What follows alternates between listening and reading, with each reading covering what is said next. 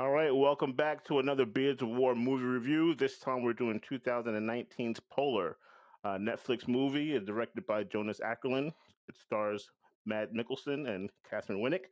This movie is about the Black Kaiser, who is an assassin that is retiring, trying to get out of the business, and the firm sees him as a liability, so they send out a bunch of younger assassins to go and take him out. So this movie is a lot of action, a little campy, but we're gonna get through it and we're gonna see what you guys think.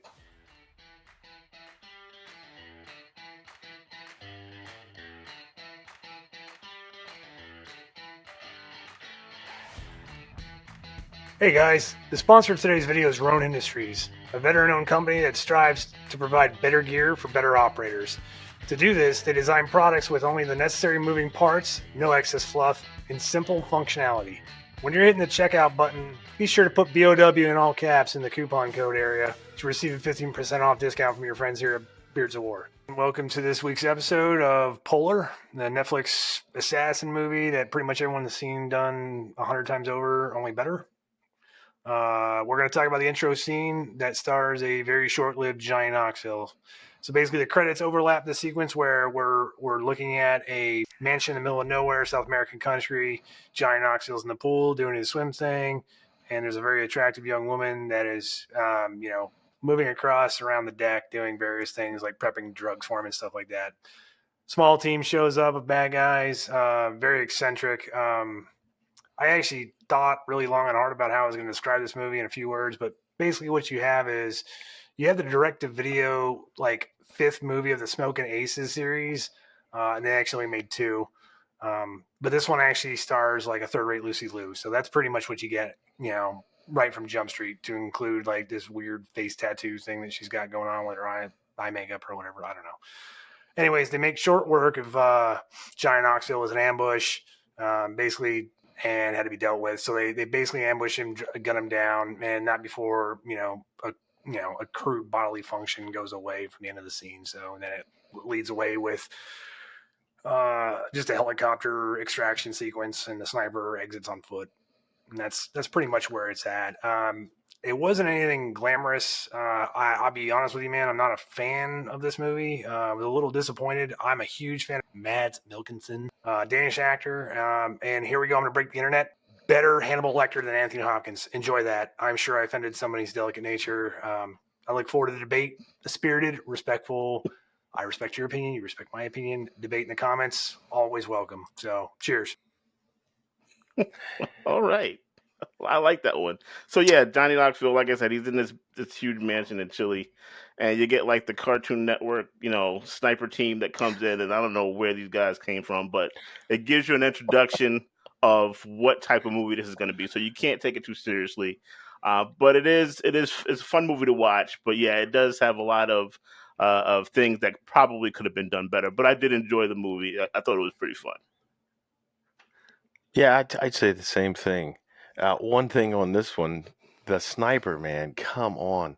The guy was wearing he had no shirt on, and he had on a biker's leather vest, laying in the middle of a field, sniping him. Shot him probably 4 or 5 times, and Johnny Knoxville still didn't die. He was coughing up blood. So no idea who the sniper is, but he probably belongs to a biker gang, along with the other weird crew from, looks like somebody from the Love Boat and somebody from the Matrix and maybe an Irish guy. I like no idea. So yeah, really interesting intro. All right. So now Yeah. so now we're at the doctor's visit. Now, if you're of a certain age, you kind of know the prostate exam it's coming. If you haven't had one already, it's on its way. So enjoy that for when you're eating dinner later. Basically, this doctor he's done this before. I'm not sure if he's a doctor to the assassins or just a general doctor and all, but he's pretty outlandish. Kind of offering some guys some pie after you kind of had an intimate exam like that. I thought that was a little off, but maybe somebody's doctor does that for them. I don't know. What do you think, guys? Well, Yeah. Sorry, Chris, go ahead.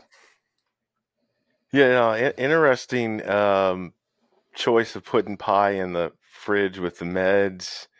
No idea why a doctor has pie ready to eat after giving somebody a prostate exam, as well as the list of things when he checked in. I thought was interesting, like his pre-existing conditions, from punctured lung, removed spleen, punctured eardrum, titanium hip.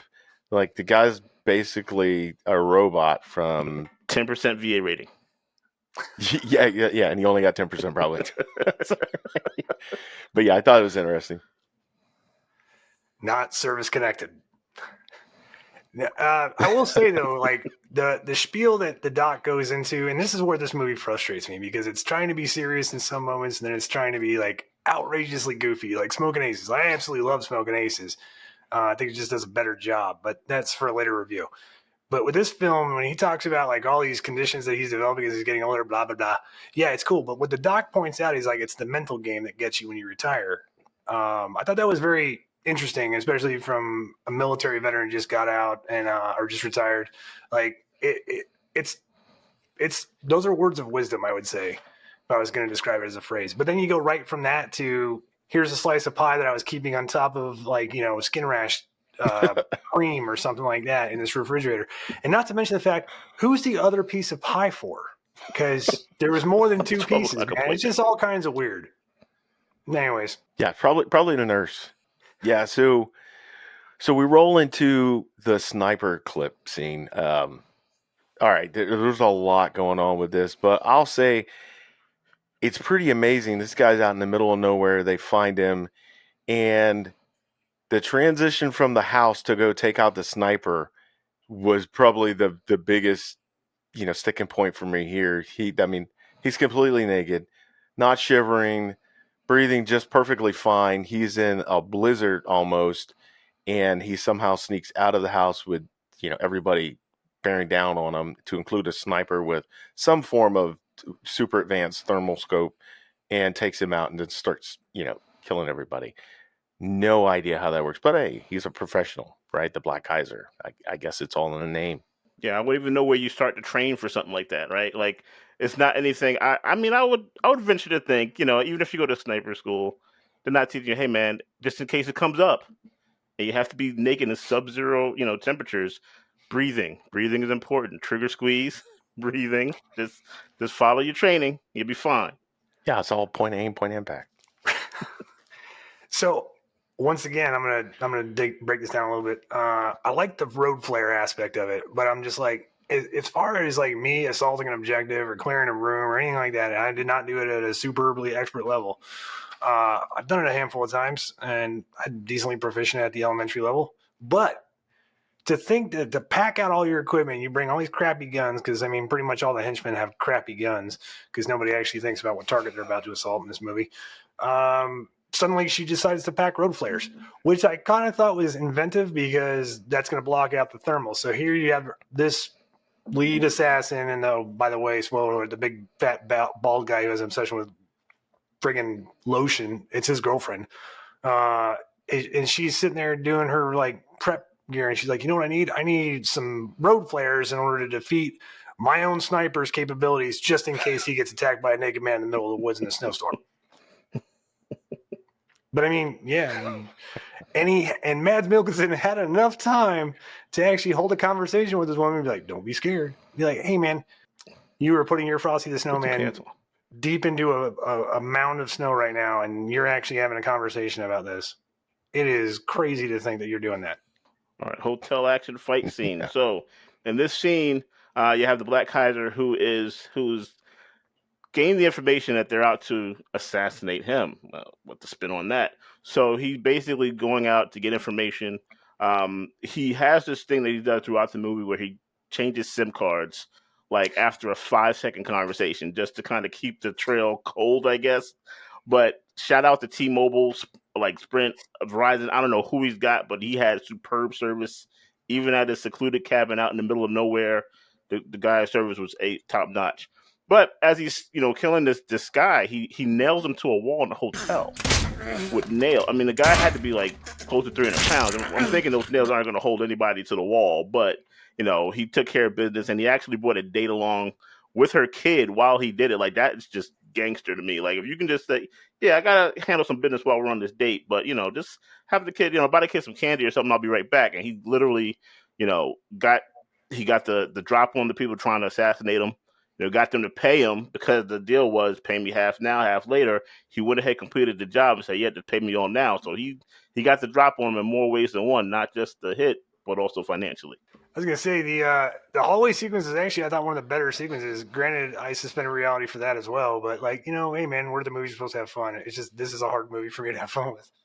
I will say kudos to him because like he seemed to nail the guy to the wall where studs are just a plethora. So I'm just saying, if you threw nails in my arms and all of a sudden all I'm hitting is drywall, I'm like, yeah, I'm gonna be crushed. But like, there's a way out. I mean, not with a cordless drill to your temple, but hey, man, possibilities. Right. Yeah.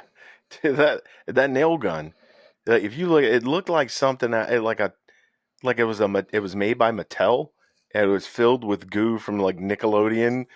I'm like, what kind of nail gun is he using? And then yeah, the power drill to the head thing, like good, and nobody else in the hotel's hearing what's going on.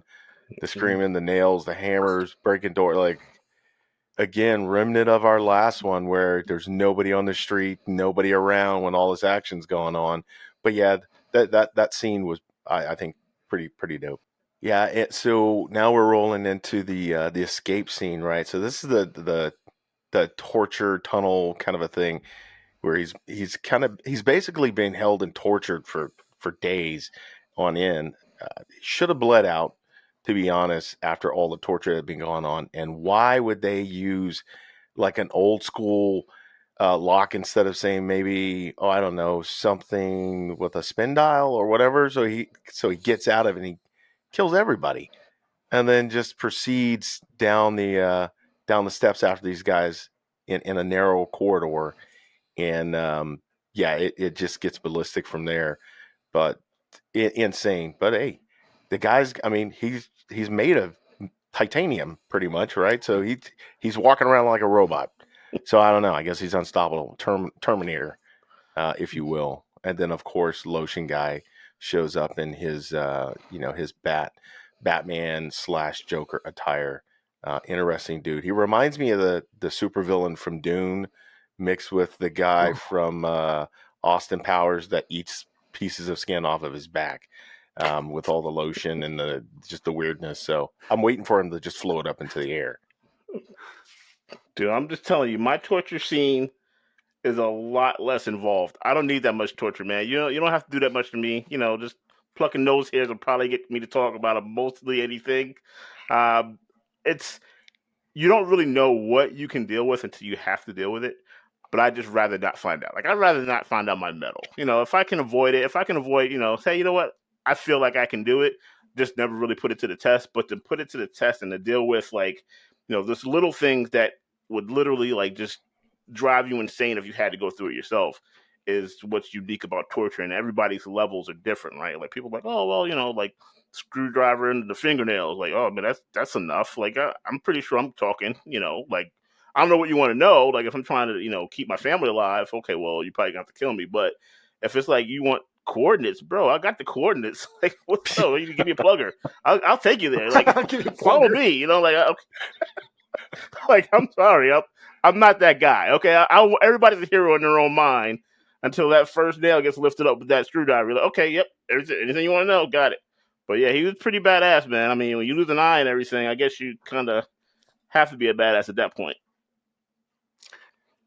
Yeah, so I got to admit, man, the torture was a bit much for me. I actually once the icon or the title came up as day one, I was like, oh man, I think they're gonna drag this sequence out, and I don't know. I felt like it was gratuitous and it was probably a little unnecessary, even for a movie of its caliber with the violence and the sex that it depicts. I guess that was the one scene where I'm just like, I don't really need this in my life. So I did fast forward through the actual physical torture of him a little bit. For some reason, when I get to watching bad guys get dismembered, it's not a big deal for me. But anyways, the hallway scene it reminds me of, if anyone's seen like Old Boy or Daredevil season 1, I believe it was, on Netflix. Like that hallway combat sequence is pretty well done, I would say.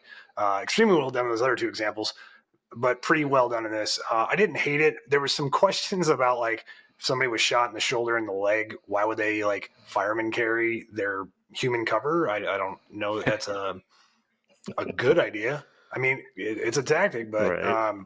I will say, if for nothing else, this sequence or this scene by itself is phenomenal because, in case the fat lotion obsessed main villain of the movie couldn't get any weirder, you get to actually watch him run in like these lifted platform shoes, and it's just precious. You really just wanted to get ran over by a golf cart at that point. He Like, was a not sweet holding anything guy. back. They wrote the villains great in this Yeah. movie because you just want them to die instantly. As soon as you see him, you're like, "Yep, boom, dead." Exactly. Yep. And like I said, you don't know why they follow the guy. Like, it's got to be more than money. There's got to be a level of respect for the big boss, and I just didn't see it. I don't know I don't know what the dude had on these guys, or why everyone's like, "Oh, just do my bidding, and I'm going to pay you money." Like, well, no, you got to have a little bit more swagger than that, right? But in Yeah. that tunnel scene, one thing and no one's going to talk about is the amount of hearing loss that everyone's going to have after coming out of that firefight. I mean, you're talking about a concrete tunnel with rapid like gunfire. Everybody's deaf, right? Like, go ahead, apply M3. You know, get your money, because no one, like, your hearing is not going to survive that firefight. Yeah, you may come out with a couple of bullet wounds, but that hearing is gone. Okay, but I thought it was, like you said, it was a good scene. It was like you could always pick out the little, like, oh, there's no way, you can not hit someone literally in a fatal funnel. To the term, but you know what I'm saying, like, it was interesting. It was interesting to watch, and it was like, okay, well, he survived that. What's next? And then you come up to what? The warehouse scene. Well, so on that tunnel, right? I'll add, man. Like you mentioned it, right? Fatal funnel. That was like the longest fatal funnel ever. There's one little hook, no rounds ricocheting and hitting guys along the wall. And I'm gonna give it to the villain a little bit on this one. He had a sweet Rod Stewart haircut, man, running down that hall on his tippy toes and his gold shoes. I was expecting him to click them together 3 times and wish for home and just disappear. But he was running forever down there, and there just guys popping out of everywhere. And then at one point, like, a guy comes out of a little side hallway, and instead of staying there in the hallway and shooting him, he comes out gun first, pointing out, and he grabs him, breaks his arm, takes the gun. Like, why did you come out of the? Just shoot him as he walked by. But I guess it makes more sense since you're a villain that's disposable, to Right. come out and let him grab the He's gun. thinking bayonet. Like, in training we had a bayonet. We had a knife on this thing. Yeah, and then he, he's just constantly down the hallway, killing everybody, giving a couple of, John Wick moves here. There's no slipping on the water, the blood, any of that. Everybody's running up to him as close as they can. I'm assuming just so they can get their arm broken, or get like a Liam Neeson chop to the throat, which is insane. But yeah, that interesting scene. I think it was a little over the top, but hey, little bit. tons of action, man. Last point. Can we just talk like basic fatigue? Like, like, these guys can fight for like what seems like hours. If you put me against one dude that's a formidable opponent, like, I'm huffing after like 3 minutes, right? Like, okay, now you got to fight an army of people. You never get tired. You're like, he's constantly on the move. Like, there's only so much adrenaline that you can use, but that's just in general action movies. Like I said, I know it's movie stuff, but these are the things I kind of think of. Like, yeah, dude, I'm already winded after that. And then you have to go fight someone else, and they're gonna run to fight someone else. Like, no, I'm good. So we got the next Exactly. clip. I think it's the warehouse scene. Yeah, so the warehouse scene, right? If anyone's seen the trailer for this movie, it's pretty much giving away the entire portion, to include, spoiler alert, he loses an eye in the torture scene, but you know that from the movie poster. Speaking of which, I'm not really sure why Netflix does movie posters, because it's not like they're putting them in movie theaters right now that I know of. But anyways, so with this scene, so basically, the Black Kaiser goes off to a former connection, gets a bunch of guns, and he gets these. And I actually had to look it up, so you kids can too. Nintendo Power Glove, right? Back in like the late '80s, kids were like killing each other for these things. They actually made a movie called Wizard about them. So he puts on these gloves that look like, they would do like the Minority Report, swiping of reports and all that crap. And it actually controls his tripods. You don't actually see the tripod, so I can't give you any specifics on that. He just shows them screwing in barrels and doing all that crap. But anyways, all these henchmen show up, and apparently they decide to park ducks in a row because, that's easier for people to get killed. They don't surround him, even though I don't know how many henchmen have died at this guy's hands over the better part of an hour and 40 minutes of this movie, probably at this point. And they give him like one last chance, and like he even gives his old connection a chance to walk away and blah blah blah. And they're like, "No, we're gonna kill you." And be like, "Yeah, it's worked so well this far, right?" And then he does this whole like motion across the ocean thing, and then bingo bongo, everybody's dead. But anyone who's ever shot a 50 caliber machine gun knows that like you're tearing off limbs. Like the round itself is used to disable vehicle engine blocks. Like for all the cool guy like stuff about the Barrett 50 cal, that's why that weapon system was actually built back in the day, was to take out engine blocks vehicles, not for human targets. Anyways, these guys are like wounded. He's like walking around double tapping people or like plugging them as they're dying. I'm just like, dude, there's no way that happens. And I know, reality has set in. This ain't that kind of movie. I just couldn't help myself. They wasted a really cool option and did nothing with it, man. He wipes everybody out and goes on about his day. It's Tuesday. Yeah, I mean that's pretty much it. Like you got the coup de grace at the end of the movie. They got to have bloodshed, man, and it's got to be epic. So at this point, there's no holds barred. There are no rules. Like we're not gonna sit here and try to make sense of it now, right? We're not gonna try to make sense of how some girl found you as top flight assassin in the middle of the cabin. Like, oh yeah, remember you killed my family like years ago. Like, how did you find me? Meanwhile, these top assassins are going to Florida and Texas and killing random people because they don't know where I am. And she just walks up, met me at a coffee shop. What? Like, okay, wait. Maybe she should be a trained assassin because she basically had the skills that the other guys from Cartoon Network just did not have. I think that's a spinoff. Like they're gonna make her one. I'll say, all right. It was a little confusing and cool at the same time, right? The camera system that he had, attached to these weapons, or at least linked in, or the gloves, right? I don't know if you guys remember, but he had a mini map. It looked like it was from Call of Duty that plotted out all the little people and his position. It looked like a Call of Duty mini map. And then he even had a record going and the power source. So he obviously was recording this for later use.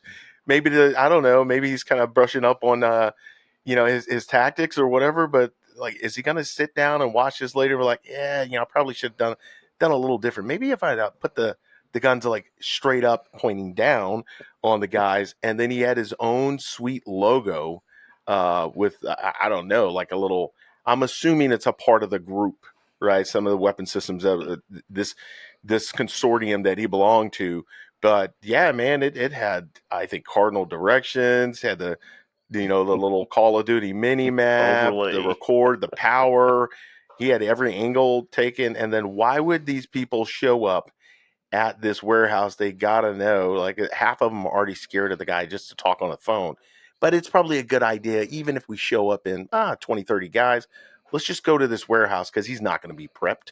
And he's standing around, or standing in front of actually a pretty sweet, I think it's a Bronco, nice looking little Bronco, but dressed like, what's his name? He was in, he's in X-Men.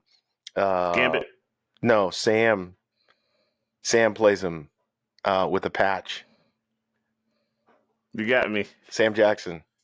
Oh, Nick Fury. Yeah, he's dressed like Nick Fury. He's got the patch, and he's got the trench coat going on. He's like a semi bootleg Nick Fury / Neo from the Matrix / Super Nintendo glove wearer, like pretty premium. All right, guys. So let us know what you think. Which one was the better Hannibal Lecter? I know Grant's dying to find that out, and so am I. So leave your comments, below. And if you guys have any movie recommendations, something you want us to watch, feel free, chime in there. Let us know. Your movie might make the top of the list, and we'll review it for you, give you some feedback.